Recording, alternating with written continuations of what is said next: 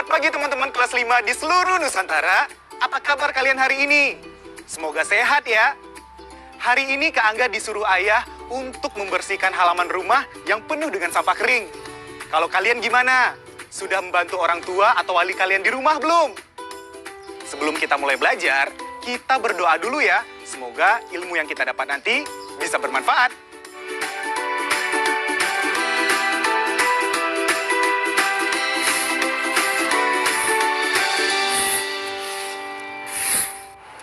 Sungguh indah Gunung Rinjani, bagai surga pindah ke bumi. Saat aku dewasa nanti, ingin aku jadi petani. Di mana letak Gunung Kerinci? Gunung tertinggi untuk didaki. Sungguh asik menjadi petani. Punggawa bumi sehat bestari. Rolindu punya lembah badah. Megalitikum daya tariknya. Jika memakai pupuk kimia, tanah mengeras, bumi terluka. Ngarai Sianok di Bukit Tinggi, tempat yang indah untuk berkemah. Sayur dijaga sepenuh hati, hasil melimpah dan penuh berkah. Sungai berantas di Surabaya. Lembah Anai ada di mana? Jika menjadi petani kota, dinding dan atap jadi sawahnya.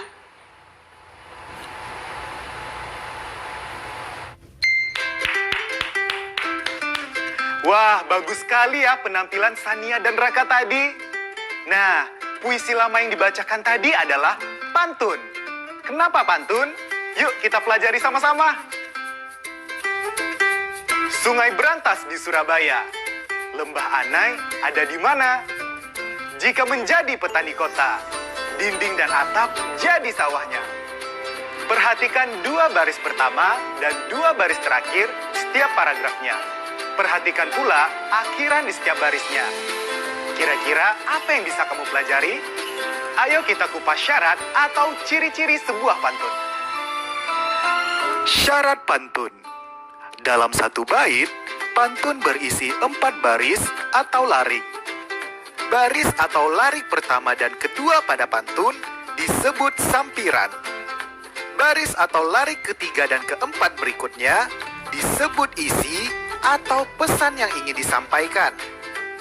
Suku kata dalam tiap baris atau larik berkisar antara 8 hingga 12 suku kata.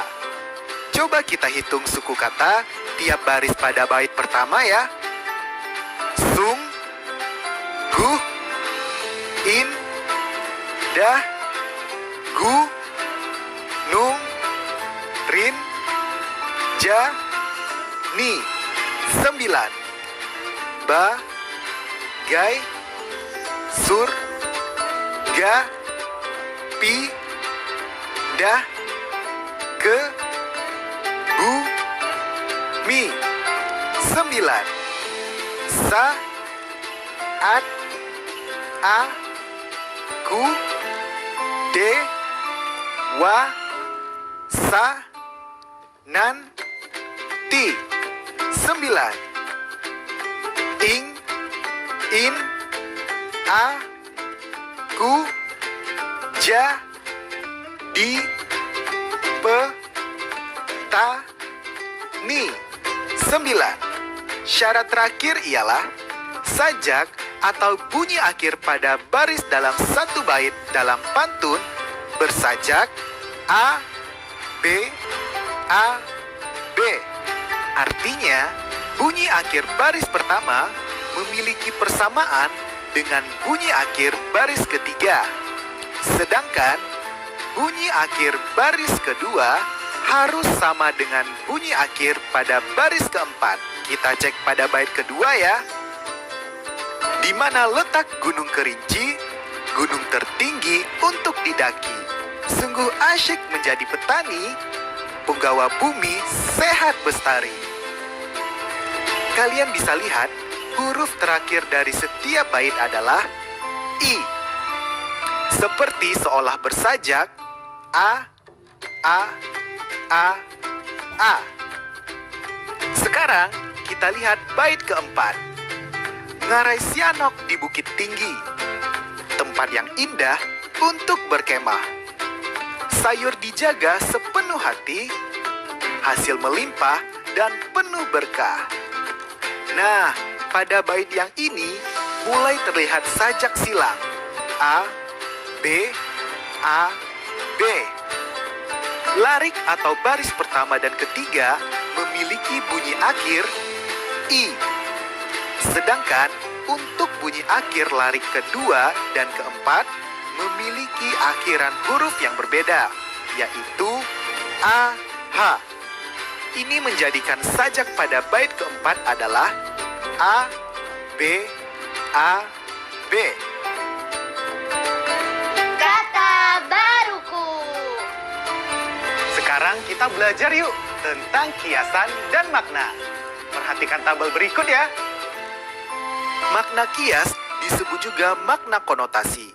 Artinya, menggunakan kiasan atau perumpamaan atau perbandingan atau penekanan yang tidak bermakna sebenarnya untuk menyampaikan sesuatu.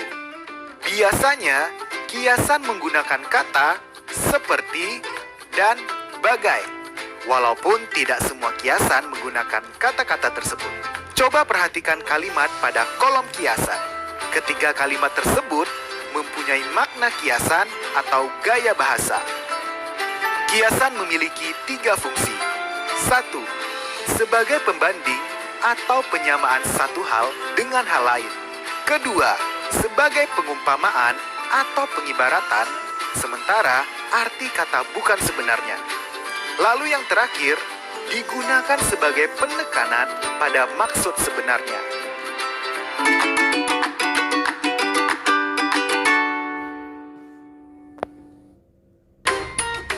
Intuisi bilangan. Teman-teman, masih ingat kan gambar pembagian kawasan rawan bencana gunung berapi? Pembagian kawasan rawan bencana dibagi dalam 3 kategori, KRB 1, KRB 2, dan KRB 3. Zona yang paling jauh adalah zona KRB 1 yang memiliki lingkar warna kuning. Daerah ini berjarak 5-8 km dari puncak gunung berapi. Sedangkan zona KRB 2 memiliki lingkar warna merah muda. Daerah ini berjarak 2-5 km dari gunung berapi.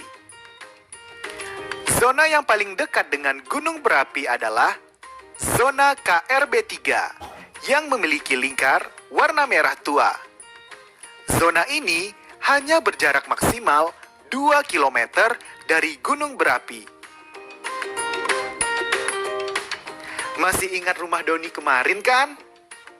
Rumah Doni berada di sebelah selatan gunung berapi dan berjarak 4 km dari gunung. Jika rumah Vina berada tepat di sebelah selatan rumah Doni dan berjarak 0,5 km dari rumah Doni, termasuk KRB berapakah rumah Vina? Ya, rumah Vina masih dalam satu kawasan dengan rumah Doni, yaitu KRB 2. Karena rumah Vina berjarak 4,5 km dari gunung berapi. Pertanyaan selanjutnya, seandainya ada peningkatan aktivitas gunung berapi dan ada himbauan, zona merah harus dikosongkan dan penduduk dilarang beraktivitas di zona merah. Apakah Vina dan keluarga wajib mengungsi? Ya, tentu saja Vina dan keluarga tidak wajib mengungsi karena mereka tidak tinggal di zona merah. Teman-teman, apakah kalian tahu tentang kawasan rawan bencana gunung berapi? Yuk kita pelajari lebih lanjut. Kawasan rawan bencana atau KRB adalah sebuah peta yang mendeskripsikan daerah-daerah yang tergolong rawan bencana letusan gunung berapi. KRB gunung berapi biasa digambarkan dengan lingkaran-lingkaran seperti berikut. Lingkaran berwarna merah menggambarkan kawasan paling rawan. Lingkaran tersebut dibuat dengan jari-jari tertentu. Jari-jari ini berbeda berdasarkan pada kondisi masing-masing gunung berapi. KRB 1, gunung berapi bisa saja berbeda dengan gunung berapi yang lain. Lihatlah dua gambar KRB gunung berikut.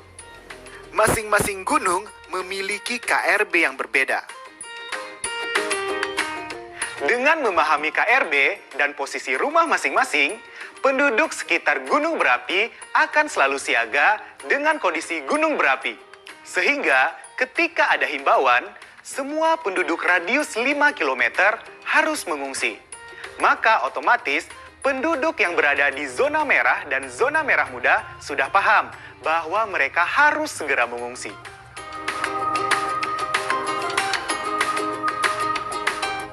Tahukah kalian, jika di balik bencana alam yang diturunkan, Tuhan juga memberikan keberkahan.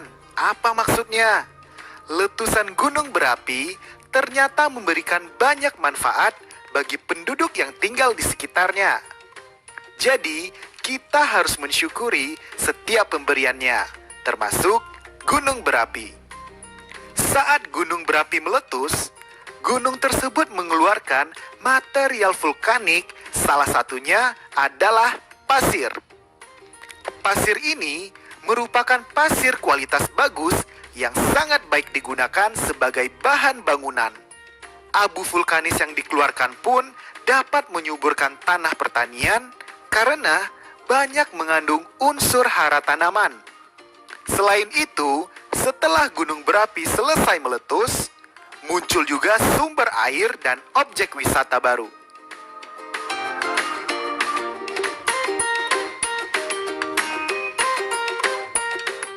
Pak Juki adalah kepala desa di Desa Mekarjaya. Desa ini terletak di dekat gunung berapi. Salah satu pekerjaan penduduknya adalah menjadi penambang pasir. Pak Juki selalu mencatat banyaknya truk pengangkut pasir yang mengambil pasir di daerahnya setiap hari. Berikut ini adalah banyaknya truk pengangkut pasir selama 1 minggu. Kemudian Pak Juki membuatnya menjadi diagram batang seperti ini.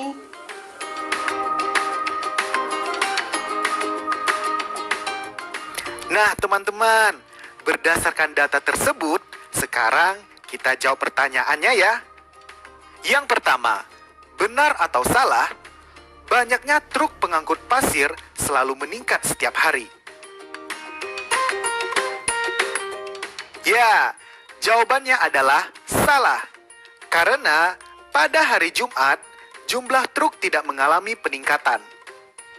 Lalu soal kedua, benar atau salah, peningkatan banyak truk pengangkut pasir dari hari Jumat ke hari Sabtu lebih dari 50%. Jawabannya benar. Bahkan bisa dibilang naik lebih dari 50%. Lalu soal ketiga, benar atau salah, selisih banyak truk pengangkut pasir hari Sabtu dan Selasa lebih banyak dari selisih banyak truk pada hari Kamis dan Senin.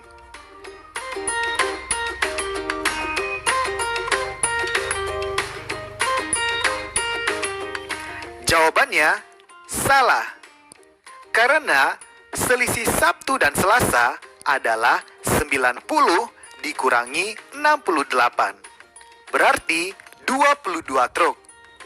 Sedangkan selisih pada hari Kamis dan Senin 85 dikurangi 42. Jadi sisanya 43 truk.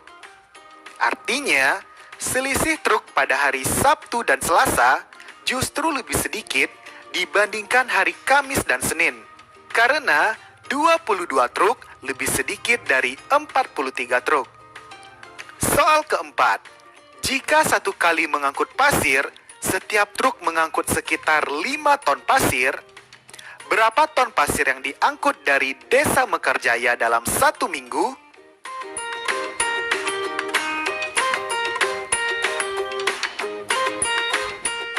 Kita hitung sama-sama ya.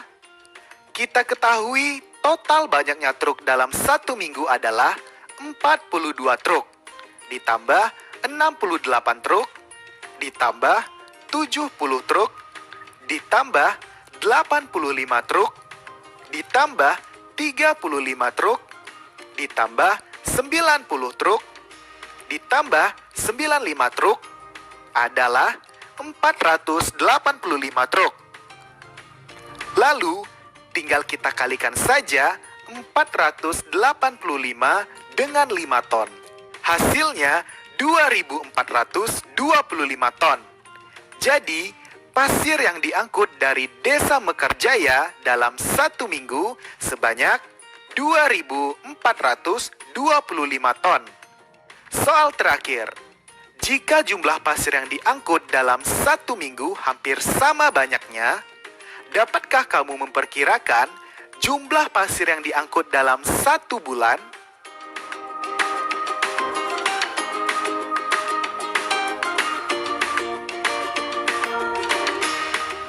Kita hitung ya. Satu bulan terdiri dari 4 minggu.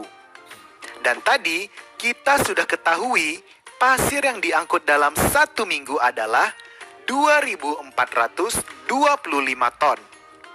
Maka kita tinggal kalikan saja dengan 4. Jadi jumlah pasir yang diangkut selama satu bulan sekitar 9.700 ton.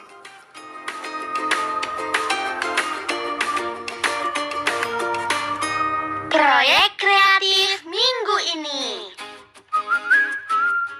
Untuk proyek mingguan hari ini, kita akan menyiapkan bahan utama untuk model gunung berapi kalian. Kalian bisa memilih salah satu bahan yang ada di depan Kak Angga ini. Ada plastisin. Kamu bisa membelinya di toko mainan. Ada juga tanah liat yang bisa kamu dapatkan di sekitar rumah kamu. Apabila tanah liatnya terlalu kering, kamu bisa menambahkannya dengan air sedikit demi sedikit. Tapi ingat ya, airnya jangan terlalu banyak.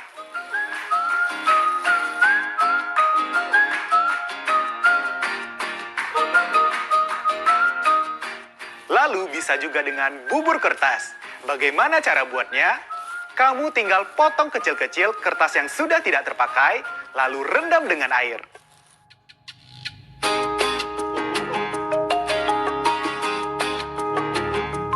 Setelah direndam dengan air, kita remas-remas potongan kertas tersebut hingga lembut.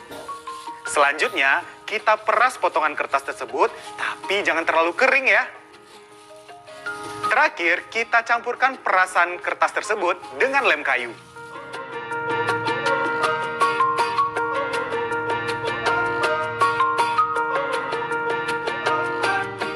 Nah, sekarang bubur kertasmu sudah jadi. Terakhir, kamu juga bisa gunakan adonan tepung dan garam juga loh. Perbandingannya 3:1. Jadi, apabila tepungnya 600 gram, maka garam yang kamu butuhkan adalah 200 gram. Nah, kedua bahan ini dicampurkan. Lalu, tambahkan air sedikit demi sedikit.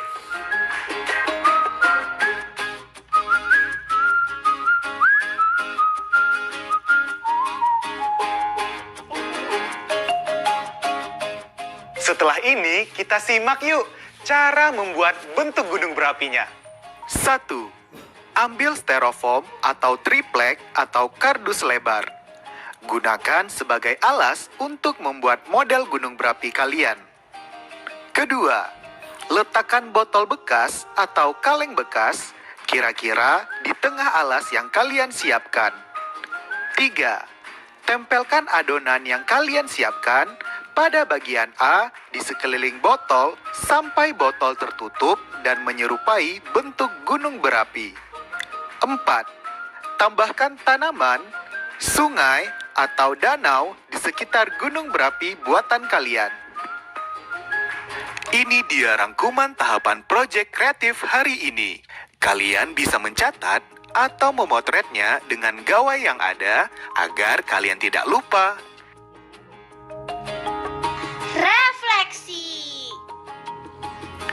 Setelah menerima pelajaran mengenai pantun, makna kiasan, hingga mengenal tentang kawasan rawan bencana atau KRB, sekarang saatnya kalian merefleksi pelajaran hari ini.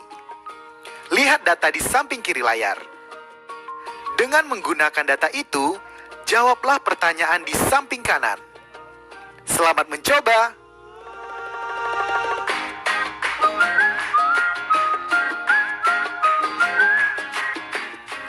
Berikut adalah jawabannya. Berapa soal yang kalian jawab dengan benar? Hebat kalian semua!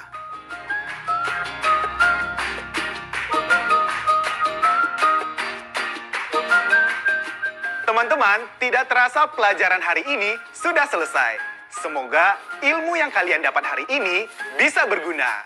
Sampai jumpa besok. Dah!